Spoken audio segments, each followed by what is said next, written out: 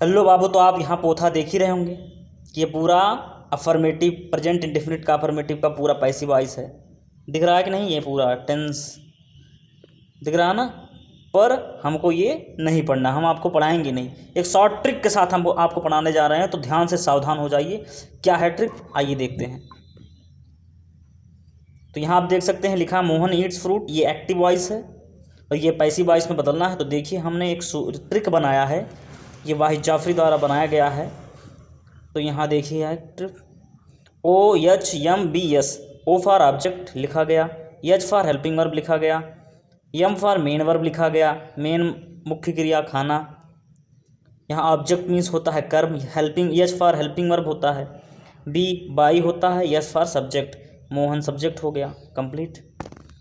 अब ये कैसे क्या है, O क्या है, H क्या है, बाकायदा कौन अफर्मेटिव में कौन सा ट्रिक, नेगेटिव में कौन सा ट्रिक उपयोग किया जाएगा, हम आपको पूरा डिटेल बताते हैं। तो बने रहिए हमारे साथ। यदि आप चैनल पर नए आए हो तो सब्सक्राइब करना ना भूलें।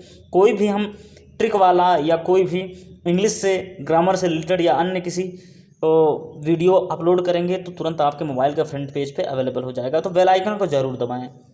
और ये ट्रिक ऐसा है, आप मित्रों को अपने ज़रूर शेयर करें। तो यहाँ देख सकते हैं। तो सबसे पहले ये पता हो, देखिए यहाँ ट्रिक है बाबू।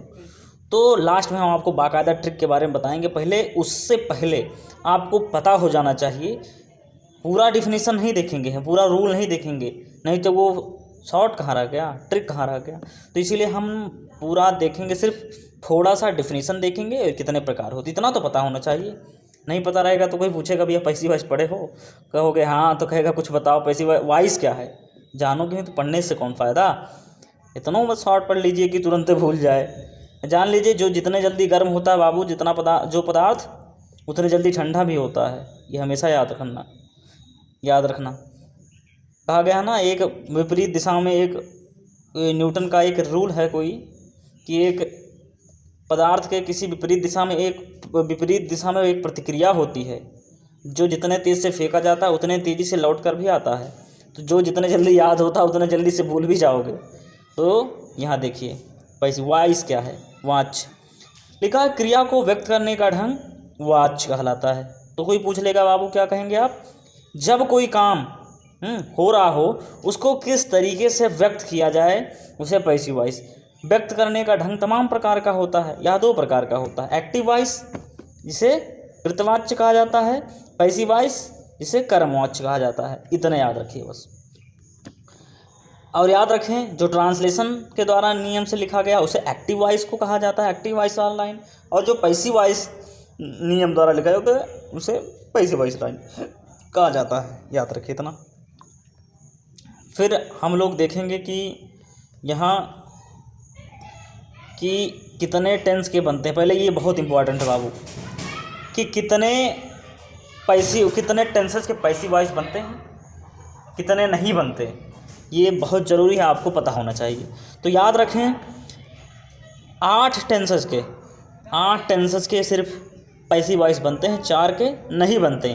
तो कौन कौन से हैं यहाँ आप देख सकते हैं। Present perfect continuous, past perfect continuous, future continuous, future perfect continuous, यहाँ आप देख रहे होंगे। तो याद रखें बाबू 4 के टेंस नहीं बनते। अगर आ गया, कहोगे भैया अगर आ गया, तो लाला आपको नो चेंज लिख देना है। वहाँ क्या लिख देना है, नो चेंज, बस। फिर उसके बाद चलते हैं ट्रिक पे। ये था कॉमनली, इतना तो पता होना चाहिए बाबू। फिर हम लोग चलते हैं यहाँ। पहले आपको चाहे आप स्क्रीनशॉट ले लीजिए, चाहे जो। पहले बाबू नंबर 1, ये जब तक आप नहीं याद करेंगे, ये वाला जब तक आप ये नहीं याद करेंगे और ये ट्रिक नहीं याद करेंगे, आप पैसिव वॉइस सही रूप में नहीं लिख सकते बाबू। तो जब तक आप नहीं याद करेंगे, तो ये जब तक नहीं याद करेंगे ये, तब तक आप पैसिव वॉइस ज़िंदगी में नहीं लिख सकते। अगर याद कर लिए तो आपको कोई भी लाइन दे दीजिए, आप पट से कर लेंगे। कैसे? पट से कर लेंगे। इसीलिए इसको पहले याद करना है बाबू, एकदम दिमाग में बैठा लेना है। अभी हम एकदम बाकायदा कैसे याद करते हैं तरीका बताएंगे। तो यहाँ आप देख सकते हैं कि first of all you have to know about rules of tenses. सबसे पहले आपको टेंसेज के रूल पता होने चाहिए बाबू। कि कौन से हेल्पिंग वर्ब कब लगते हैं, कहाँ लगते हैं, कितना कौन सा मेन वर्ब लगता है, ये पता होना चाहिए। और ट्रांसलेट करना आना चाहिए, ट्रांसलेशन जैसे ट्रांसलेट इनटू इंग्लिश, ये अवश्य आना चाहिए बाबू। अगर आप टेंस और ट्रांसलेशन के बारे में नहीं जानते, हम एक शॉर्ट ट्रिक बनाए हैं, आप प्लेलिस्ट में जाकर देख सकते हैं। यहाँ हेल्पिंग वर्ब देखिए, यहाँ दिख रहा होगा, अब हेल्पिंग वर्ब आना चाहिए। फर्स्ट पे था no about rules of tenses, second पे ट्रांसलेशन है, थर्ड पे हेल्पिंग वर्ब आना चाहिए कि कौन किस टेंस में हेल्पिंग वर्ब कौन सा प्रयोग होता है। जैसे कोई पूछ ले भैया बताओ पास्ट प्रेजेंट कंटिन्यू में कौन सा हेल्पिंग वर्ब होता है, तो आपको नहीं पता तो आप पैसी वाइज नहीं कंप्लीट कर सकते बाबू। इसीलिए पहले आप टेंस को मजबूत करिए। If your tense is strong then you can do something in the passive voice.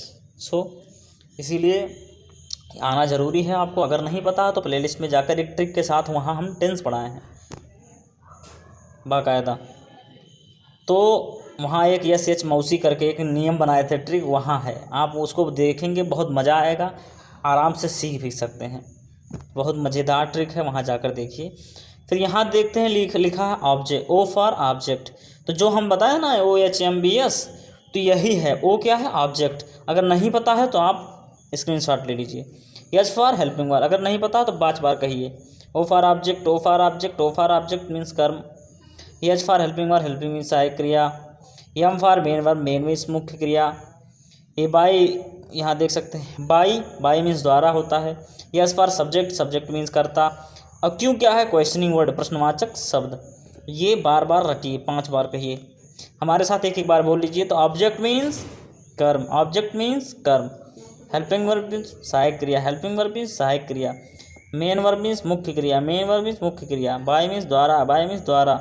Subject कर्ता, सब्जेक्ट कर्ता। क्वेश्चन वर्ड प्रश्नवाचक शब्द, क्वेश्चनिंग वर्ड प्रश्नवाचक शब्द। तो बस यहाँ आप चलते हैं ट्रिक की। जब ये याद कर लेंगे बाबू तब ट्रिक समझ में आएगा, नहीं याद करेंगे तो आपको ट्रिक नहीं समझ में आएगा। तो आप यहाँ देख सकते हैं, यहाँ आपको दिख रहा होगा कि ये क्या है। सबसे पहले आपको पता होना चाहिए कि टेंस, जिस तरह टेंसेस के रूल नहीं होते हैं कि पहले 5-5 सेंटेंस होते हैं, तो इसे पैसिव वॉइस के 5-5 सेंटेंस होते हैं। जैसे प्रेजेंट इंडेफिनिट के 5 सेंटेंस, प्रेजेंट कंटिन्यूअस के 5 सेंटेंस कौन कौन है? Affirmative, negative, interrogative, interrogative, interrogative, negative, riff the question, यदि प्रश्नवाचक शब्द वाक्य के बीच में ये वाला। तो बाकायदा हम लोग सीखने जा रहे हैं, ध्यान से अलर्ट हो जाइए। देखिए बाबू लिखा अफर्मेटिव, अफर्मेटिव इस सहायक साधारण वाक्य, इसे सिंपल भी कहा जाता है, सिंपल सेंटेंस। तो ये क्या है? इसमें लगता है OHMBS, O for object, H for helping verb, M for main verb, B for by, S for subject. तो याद रखें कि इसका एक पूरा पोथा भी आता है, पूरा पोथा कुछ बच्चे याद रखते हैं पर नहीं। आपको हम यहाँ क्यों बुलाए हैं, आप यहाँ क्यों आए हैं देखने, एक शॉर्ट ट्रिक के साथ। तो शॉर्ट ट्रिक ये है, आप दिमाग में बैठा लीजिए, दिमाग में घुसा लीजिए, दिमाग में छाप लीजिए, दिमाग में कॉपी कर लीजिए कि ये आपके ज़िंदगी भर काम आने वाला चीज़ है। तो याद रखें। और निगेटिव का OH नॉट MBS। अभी हम आपको एग्जाम्पल के साथ बताते हैं कहाँ कैसे यूज किया जाता है। इंटरोगेटिव का देखेंगे HOMBS, बाकायदा दिख रहा होगा आराम से। और एक चीज़ तो थोड़ा कन्फ्यूजन अभी बताएंगे, इंट्रोगेटिव का HO not MBS। If the question है क्यों HOMBS। तो अब चलते हैं, थोड़ा एक पॉइंट थोड़ा यहाँ हो गया, छूट गया है। तो यहाँ दिख रहा होगा एक पॉइंट है, हम बता रहे हैं आपको क्या छूटा है। अगर एक चीज़ याद रखें बाबू, पैसिव वॉइस में अब कहेंगे मेन वर्ब का कैवा फॉर्म भैया लगेगा, तो याद रखें बाबू मेन वर्ब का हमेशा कैवा थर्ड फॉर्म। कोई कहीं भी चाहे प्रेजेंट इंडेफिनिट, चाहे पास्ट, चाहे जहाँ, वहाँ क्या लगेगा? थर्ड फॉर्म, हमेशा थर्ड फॉर्म, हमेशा थर्ड फॉर्म, हमेशा थर्ड फॉर्म, चाहे जहाँ हो। तो हमेशा कितना? थर्ड फॉर्म ही यूज किया जाएगा मेन वर्ब का। अगर नहीं पता है ऑब्जेक्ट क्या है, मेन वर्ब क्या है, कैसे निकाला जाता है, तो टेंस में जाकर देख लीजिए, वीडियो प्लेलिस्ट में पड़ा हुआ है। वैसे हम थोड़ा कॉमनली बता दें कि ऑब्जेक्ट कैसे पता लगता है। जब मेन वर्ब हो, मेन वर्ब कोई मेन काम होता हो ना लाइन में, तो उसमें अगर आप क्या लगाते हैं, किसको लगाकर पूछते हैं। जैसे मान लीजिए मोहन आम खाता है, तो खाना है, क्या खाता है? आम, तो वही ऑब्जेक्ट। और उसी में मेन वर्ब में कौन लगाएंगे तो सब्जेक्ट पता चल जाता है। जैसे कौन खाता है, मोहन। समझ में आया, वेरी गुड। तो अब यहाँ चलते हैं, ये रहा आपका रूल, बताया ना भी। ये हम आपको ये भी दिखा सकते थे, ये भी बता सकते थे, पर नहीं, हमें शॉर्ट ट्रिक बताना है। तो यहाँ आप देख सकते हैं। पर इसके बजाय आपको पहले ये जानना पड़ेगा, ये है सम इम्पोर्टेंस चेंजिंग। देखिए ये है आपका पैसिव वॉइस के चेंज, जब टेंसेज से पैसिव वॉइस में चेंज किया जाता है, एक्टिव से पैसिव में चेंज किया जाता है, तो ये होता है ही हिम हो जाता है, सी हर हो जाता है, दे देम हो जाता है, इट हो रहता है, आई मी हो जाता है।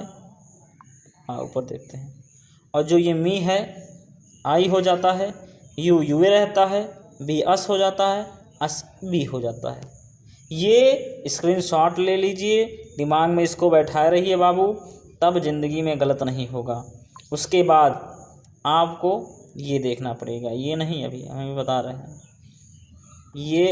ये आया आपका पूरा, ये मेन है। ये क्या है, ये कुछ नहीं, हम बता रहे हैं, ये मेन है आपका बाबू। लिखा है most important change of helping verbs. अगर ये माँ कसम अगर ये आप तैयार कर लें तो ज़िंदगी में पैसिव वॉइस कतई नहीं गलत होगी। पहले आपको ये रटना पड़ेगा, ये अगर रट लिए तो 1% किसी भी टेंस का पैसिव वॉइस दे दिया जाए पट्ट से बना लेंगे। कैसे, पट्ट से। तो बाबू इसको सावधानी से देखो और समझो क्या है। सबसे पहले ये देखिए यहाँ टेंस लिखा हुआ है, जान लीजिए ये एक्टिव वॉइस है, एक्टिव वॉइस वाला, और ये पैसिव वॉइस है। हाँ तो एक्टिव वॉइस, ये पैसिव वॉइस। तो बहुत ध्यान से देखिए, लिखा है बाबू यहाँ देख सकते हैं डू या डज। अगर कोई टेंस हो डू या डज लगा है तो उसमें हेल्पिंग वर्ब क्या लगाएंगे, इज आर एम। कहोगे भैया लगा ही नहीं है, तो वो प्रेजेंट इंडेफिनिट होता है अगर फर्स्ट फॉर्म लगा है। कहोगे भैया 5 इंडेफिनिट का भी आता है तो उसमें हेल्पिंग वर्ब नहीं लगता, पर उसमें सेकंड फॉर्म लगता है बाबू। आप बाकायदा टेंस जब समझ, अगर टेंस आपके दिमाग में सेट है तो गारंटी के साथ कहते हैं ये ज़रूर समझ में आएगा। नहीं है तुरंत जाकर देखिए वो पूरा वीडियो, पूरा ट्रिक के साथ। मौसी आपको पढ़ाएंगे, हम नहीं, मौसी वाला ट्रिक है वहाँ, यहाँ एमबी वाला ट्रिक है, वहाँ मौसी वाला ट्रिक है। तो ऐसे, और इज आर एम जब अगर कहीं दिख जाए तो वहाँ क्या लगाएंगे, is being, are being, am being, ऐसे। और अगर यहाँ हैज़ दिख जाए एक्टिव वॉइस में तो क्या लिखाएंगे, और लिखेंगे has been, have been. Did दिख जाए तो क्या लिखेंगे हेल्पिंग वर्ब, वाज, बेयर। अभी कॉमन चीज़ बताते हैं क्या मिल रहा है। वाज बेयर है तो was being, were being. Had है तो हैड बीइंग। बिल सेल है तो will be, shall be. Will have रहेगा, सेल हैव रहेगा तो will have been, shall have been. कुछ कॉमन दिखा, याद करवाते हैं, समझ में आया? नहीं, मान लो नहीं आया, चलो कोई बात नहीं, हम बताते हैं। टेंस आता है तो समझ जाएंगे, नहीं आता तुरंत जाकर देखिए पहले। अब भैया आपको ABCD आता ही नहीं, मान लीजिए मोटी बात पकड़ें, ABCD आता नहीं, तुम कहो हमें किताब पढ़ाना सिखा दो, कहाँ से आएगा? सीढ़ी बाई सीढ़ी पर चढ़ना पड़ेगा तब आएगा।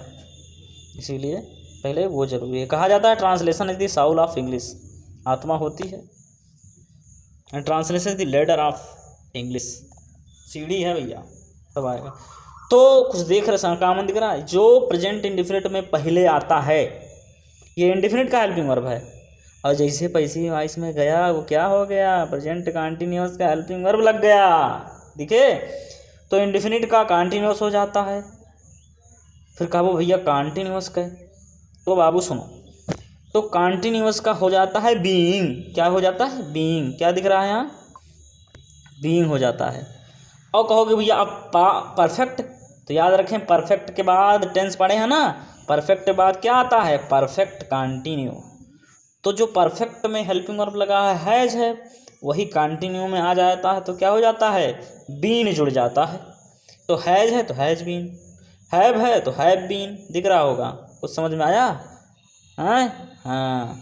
अब यहाँ डिड पे चलते हैं, लिखा है डिड, तो डिड जो लिखा है, अब यहाँ वाज बेयर है क्यों? क्योंकि पास्ट इंडेफिनिट में डिड लगता है और वहीं पास्ट कंटिन्यूअस में हेल्पिंग वर्ब वाज वेयर लगता है। आया समझ में? हाँ। फिर यहाँ देखिए वाज वेयर कंटिन्यूअस वाला बताया है, कंटिन्यूअस में बीइंग लग जाता है तो वाज बीइंग वेयर बीइंग। और बताया ना परफेक्ट में तुरंत, जैसे पैसिव एक्टिव है परफेक्ट टेंस का तुरंत अगला वाला लग जाता है। अब याद रखें, टेंस अगर याद हो तो दिमाग में तुरंत याद हो जाएगा कि परफेक्ट में क्या लगा था, हैड। पास्ट परफेक्ट में, पास्ट परफेक्ट कंटिन्यूअस में क्या लगेगा, तुरंत क्या लगता है, हैड बीन। तो पैसिव वॉइस बनाते समय क्या हो जाएगा, हैड बीन। बस, वेरी गुड। जैसे बिल सेल, अब याद रखें कि उसके आगे क्या आता है, इंडेफिनिट के बाद कंटिन्यूअस, तो फ्यूचर कंटिन्यूअस में क्या लगता है, बिल बी सेल बी। तो तुरंत पैसिव वॉइस में अगला अगला अगला कंटिन्यूअस वाला नियम छोड़कर। अब भैया कंटिन्यूअस का छोड़ दें, क्योंकि वो वही रहता है, सिर्फ बीइंग लग जाता है। हाँ, अगर परफेक्ट है तो पैसिव वॉइस बनाएंगे तो परफेक्ट कंटिन्यूअस। अब भैया परफेक्ट कंटिन्यूअस आ गया तो अभी तो बताएं हैं, no change no change no change. समझ गए? तो आप यहाँ देख सकते हैं बिल्कुल। हाँ, तो समझ रहे होंगे आप। फिर इसके बाद आप आता, अगर ये दिमाग में है तब समझ में आएगा भैया क्या, ये आ गया टन टन। ये अभी बताया है नियम, OHMBS आ गया। OHMBS, O for object, H for helping और M for main verb, B for by, S for subject. पट से लिख दिया आप। OHMBS यहीं लिखिए आगे। फिर O फॉर क्या होता है लिख दीजिए, H फॉर हेल्पिंग वर्ब होता है, याद रखें। अभी बताया ना, हेल्पिंग वर्ब लगता है, प्रेजेंट इंडेफिनिट में HRM लगता है। अब ऐसे चलेंगे यहाँ निगेटिव की तरफ। यहाँ इंट्रोगेटिव ये है ना, कहाँ गया निगेटिव यार, हाँ निगेटिव ये है। ये देखिए यहाँ negative, I do not help him. फिर कह रहा है इसका निगेटिव बना दो। सबसे पहले क्या लिखा जाता, ऑब्जेक्ट। बताया है ना, ही हिम हो जाता, हिम ही हो जाता, हिम बदल कर यहाँ आया है तो क्या हो गया, ही। तो उसके बाद हेल्पिंग वर्ब लिखा जाता है। वो हेल्पिंग वर्ब क्या है, क्या है हेल्पिंग वर्ब, यहाँ देख सकते हैं। हेल्पिंग वर्ब है ये इज, आर, एम, क्योंकि ये प्रेजेंट इंडेफिनिट है तो यहाँ लग गया। फिर not, M for main verb का थर्ड फॉर्म, हमेशा थर्ड फॉर्म लगा, यहाँ थर्ड फॉर्म लगा है। Main verb, B for by, yes. अब कहोगे भैया मी क्यों लगा है, यही बताया ना, चेंज हो जाता है, आई मी हो जाता है। समझ में आया कुछ? मस्त है कि नहीं? मस्त हो तो कमेंट में बताना। और ज़्यादा से ज़्यादा अपने जो दोस्त कमज़ोर हैं शेयर ज़रूर करना। हाँ, सब्सक्राइब तो करके ज़रूर जाना बस। और यहाँ देखते हैं, यहाँ देखिए पहले, यहाँ देखते हैं इंट्रोगेटिव लिखा है, डू दे सेलिब्रेट दिवाली। तो सबसे पहले इंट्रोगेटिव माने प्रश्नवाचक वाक्य है। सबसे पहले क्या लिखा जाएगा, हेल्पिंग वर्ब बीच लगा है, यहाँ देख सकते हैं आप। फिर दिवाली है ऑब्जेक्ट, फिर सेलिब्रेटेड बाय देम ये है। दे देम हो गया, देखिए यहाँ आ गया, ये सब्जेक्ट है, लास्ट में बाय लगाकर कर्ता लिख देते हैं। फिर यहाँ एग्जाम्पल के तौर पे बता रहे हैं आपको, इंट्रोगेटिव नेगेटिव, इसका नियम होता है एच ओ नॉट MBS। तो हो गया H helping verb, O object हो गया ये, not, M for main verb, by लग गया, सब्जेक्ट मोहन है, हो गया ख़त्म। अब आ गया मेन इफ द क्वेश्चन, यदि प्रश्नवाचक शब्द वाक्य के बीच में। देखो बाबू, सबसे पहले यहाँ देख सकते हैं, सबसे पहले लिखा जाता है यदि प्रश्नवाचक शब्द वाक्य के बीच में, सबसे पहले उसी प्रश्नवाचक शब्द की अंग्रेजी लिखते हैं जो वाक्य के बीच में हो। तो यहाँ आप देख सकते हैं, है कि नहीं? तो वाई, फिर उसके बाद लिखा जाता है डू डज, बताया ना, डू डज दिख जाए तो क्या करेंगे, इज आरएम हो जाता है। तो और इज आरएम कब लगता है ये पता होना चाहिए। अगर अकेले है ऑब्जेक्ट तो इज लगता है, अगर ज़्यादा हैं तो आर लगेगा, अगर आई है तो एम लगता है। इतना पता होना चाहिए, इतना पता रहे बाकायदा। यहाँ हो गया सेम टू सेम, पूरा ख़त्म हो गया भैया। सिर्फ ये तो प्रेजेंट डेफिनेट का है ना, पास्ट का, उसी पे पूरा आधारित है बाबू, आप लगा सकते हैं बिंदास। कोई भी दिक्कत हो हमें कमेंट में बताइएगा, कोई भी परेशानी हो कि नहीं समझ में आया या गड़बड़ है या कैसा भी है तो हम बताएंगे ज़रूर। तो वाहिद जाफरी चैनल को सब्सक्राइब करें अगर आप बढ़िया ट्रिक पाना चाहते हैं अपने किसी भी क्वेश्चन का। तो और कोई भी समस्या हो 100% गारंटी के साथ हम आपको वीडियो प्रोवाइड कराएंगे। तो सब्सक्राइब करें हमारे चैनल को, बेल आइकन को ज़रूर दबाना, और be happy make happy of others. क्योंकि ज़िंदगी में जब तक आप खुशियाँ बांटते रहिए, जब तक आप खुशी नहीं बांटेंगे तब तक आपको मिलेगा नहीं। खुशियाँ बांटिए, प्यार मोहब्बत ज़िंदगी में और क्या है। तो जय हिंद, जय भारत, वंदे मातरम। In the relationship I am teacher but my name is Wahid Jafri.